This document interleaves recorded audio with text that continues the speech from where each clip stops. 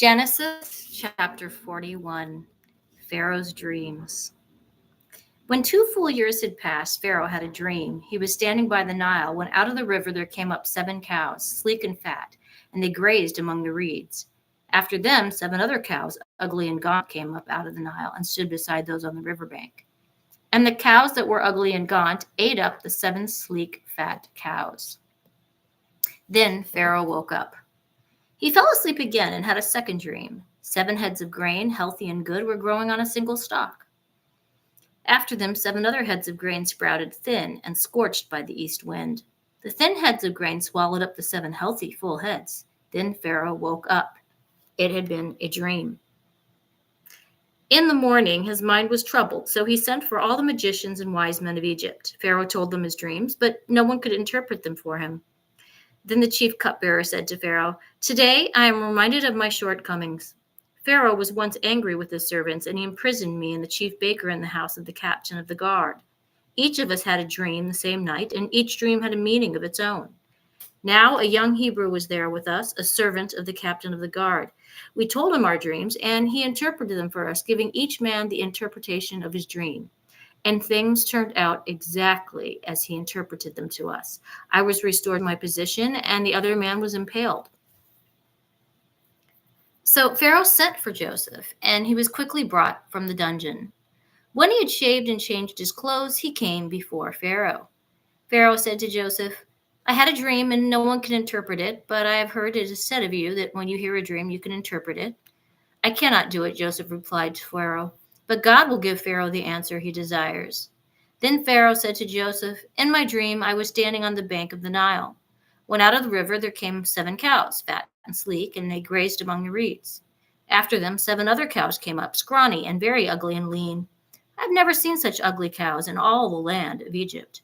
The lean, ugly cows ate up the 7 fat cows that came up first, but even after they ate them, no one could tell that they had done so. They looked just as ugly as before. Then I woke up. In my dream, I saw 7 heads of grain, full and good, growing on a single stalk. After them, 7 other heads sprouted, withered and thin and scorched by the east wind. The thin heads of grain ate up the 7 good heads.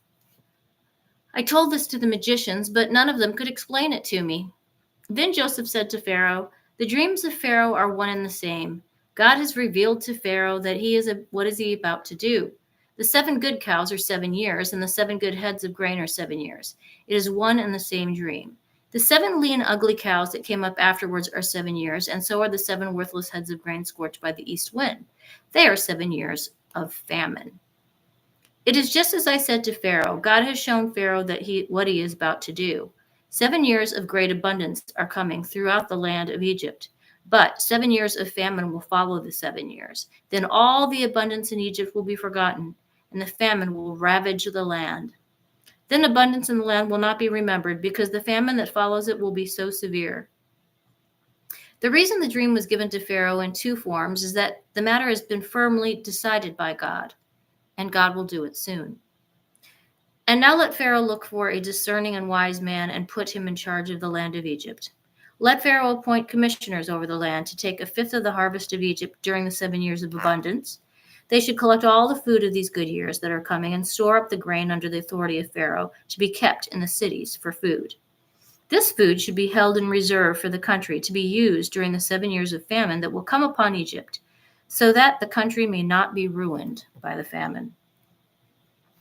The plan seemed good to Pharaoh and to all his officials, so Pharaoh asked them, "Can we find anyone like this man, one in whom is the Spirit of God?" Then Pharaoh told Joseph, "Since God has made all of this known to you, there is no one so discerning and wise as you. You shall be in charge of my palace, and all my people are to submit to your orders. Only with respect to the throne will I be greater than you." Joseph in charge of Egypt. So Pharaoh said to Joseph, "I hereby put you in charge of the whole land of Egypt." Then Pharaoh took his signet ring from his finger and put it on Joseph's finger. He dressed him in robes of fine linen and put a gold chain around his neck. He had him ride in a chariot as his second in command, and people shouted before him, "Make way, make way!" Thus he put him in charge of the whole land of Egypt. Then Pharaoh said to Joseph, I am Pharaoh. Without your word, no one will lift hand or foot in all Egypt. Pharaoh gave Joseph the name Zaphanath-Paneah and gave him Asenath, daughter of Potiphera, priest of On, to be his wife. And Joseph went throughout the land of Egypt. Joseph was 30 years old when he entered his service to the Pharaoh, king of Egypt. And Joseph went out from Pharaoh's presence and traveled throughout Egypt. During the 7 years of abundance, the land produced plentifully. Joseph collected all the food produced in those 7 years of abundance in Egypt and stored it in the cities. In each city, he put the food grown in the fields surrounding it. Joseph stored up huge quantities of grain like the sand of the sea. It was so much that he stopped keeping records because it was just beyond measure. Before the years of famine came, 2 sons were born to Joseph by Asenath, daughter of Potiphera, priest of On. Joseph named his firstborn Manasseh and said, "It is because God has made me forget all my trouble and all my father's household." The second son he named Ephraim and said, "It is because God has made me fruitful in the land of my suffering."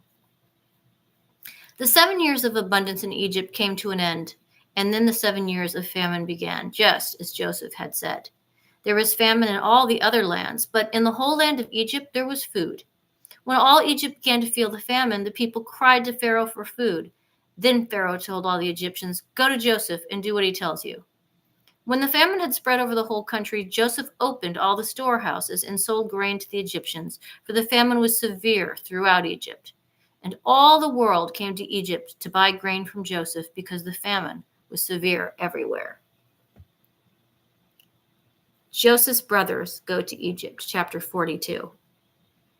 When Jacob learned that there was grain in Egypt, he said to his sons, "Why do you just keep looking at each other?" He continued. "I have heard that there's grain in Egypt. Go down there and buy some for us so that we may live and not die."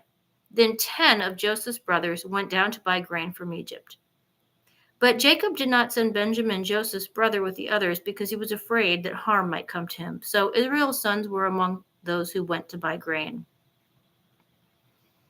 For though there was famine in the land of Canaan also.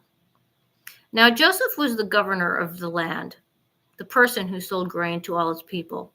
So when Joseph's brothers arrived, they bowed down to him with their faces to the ground. As soon as Joseph saw his brothers, he recognized them, but he pretended to be a stranger and spoke harshly to them. "Where do you come from?" he asked. "From the land of Canaan," they replied, "to buy food." Although Joseph recognized his brothers, they did not recognize him. Then he remembered his dreams about them and said to them, "You are spies. You have come to see where our land is unprotected." "No, my lord," they answered. "Your servants have come to buy food. We are all the sons of one man. Your servants are honest men, not spies." "No," he said to them, "you have come to see where our land is unprotected." But they replied, "Your servants were 12 brothers, the sons of one man, who lived in the land of Canaan. The youngest is now with our father, and one is no more." Joseph said to them, "It is just as I told you. You are spies, and this is how you will be tested. As surely as Pharaoh lives, you will not leave this place unless your younger brother comes. Send one of your number to get your brother. The rest of you will be kept in prison so that your words may be tested to see if you are telling the truth. If you are not, then as surely as Pharaoh lives, you are spies." And he put them all in custody for 3 days. On the 3rd day, Joseph said to them, "Do this and you will live, for I fear God. If you are honest men, let one of your brothers stay here in prison while the rest of you go and take grain back to your starving households. But you must bring your youngest brother to me, so that your words may be verified and that you may not die." This they proceeded to do. They said to one another, "Surely we are being punished because of our brother. We saw how distressed he was when he pleaded with us for his life, but we would not listen. That's why this distress has come on us." Reuben replied, "Didn't I tell you not to sin against the boy? But you wouldn't listen. Now we must give an accounting for his blood." They did not realize that Joseph could understand them, since he was using an interpreter. He turned away from them and began to weep, but then came back and spoke to them again. He had Simeon taken from them and bound before their eyes. Joseph gave orders to fill their bags with grain, to put each man's silverback in his sack, and to give them provisions for their journey. After this was done for them, they loaded their grain on their donkeys and left. At the place where they stopped for the night, one of them opened his sack to get feed for his donkey, and he saw his silver in the mouth of his sack. "My silver has been returned," he said to his brother. "Here it is in my sack." Their hearts sank, and they turned to each other, trembling, and said, "What is this that God has done to us?" When they came to their father Jacob in the land of Canaan, they told him all that had happened. They said, "The man who is Lord over the land spoke harshly to us and treated us as though we were spying on the land. But we said to him, 'We are honest men, we're not spies.' We were 12 brothers, sons of one father. One is no more, and the youngest is now with their father in Canaan." Then the man who is Lord over the land said to us, "This is how I will know whether you are an honest man. Leave one of your brothers here with me and take food to your starving household and go. But bring your youngest brother to me, so I will know that you are not spies, but honest men. Then I will give your brother back to you, and you can trade in the land." As they were emptying their sacks, there in each man's sack was his pouch of silver. When they and their father saw the money pouches, they were frightened. Their father Jacob said to them, "You have deprived me of my children. Joseph is no more, and Simeon is no more, and now you want to take Benjamin. Everything is against me." Then Reuben said to his father, "You may put both of my sons to death if I do not bring him back to you. Entrust him to my care, and I will bring him back." But Jacob said, "My son will not go down with you. His brother is dead, and he is the only one left.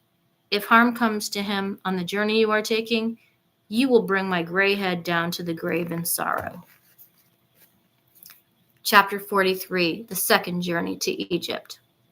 Now the famine was still severe in all the land. So when they had eaten all the grain they had brought from Egypt, their father said to them, "Go back and buy us a little more food." But Judah said to him, "The man warned us solemnly, 'You will not see my face again unless your brother is with you.